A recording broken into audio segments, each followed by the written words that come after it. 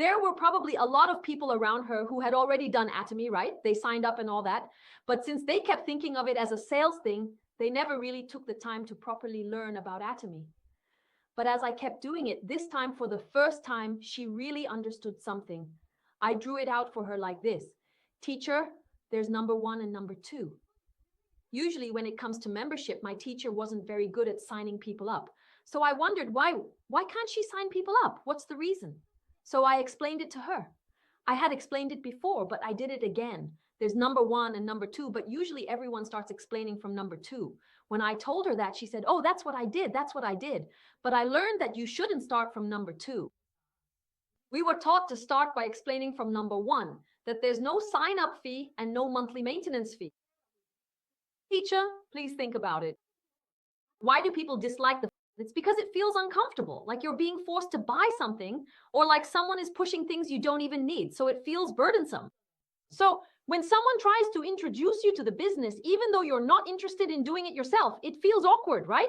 And they said, yes, that's true. So even if they use Atomy products around them, they themselves say, I'll just buy it with your ID without signing up myself. I'm not going to do it, so you use it. That's what they've been doing up until now. But once you change that perception, what happens? For us, if we start talking from number 1 instead of number 2, there's no pressure.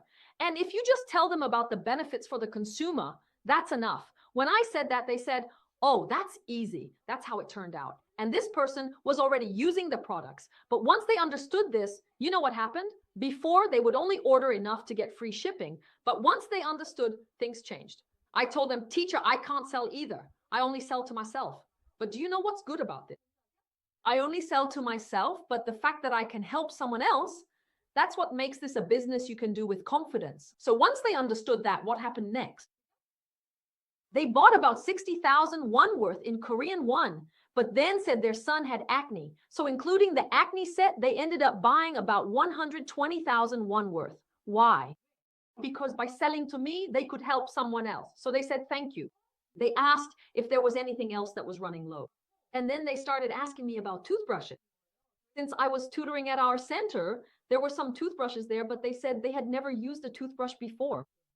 So I asked, you've never used a toothbrush before? So I gave them a sample, and after trying it, they said, wow, it's so soft. That's how it all started.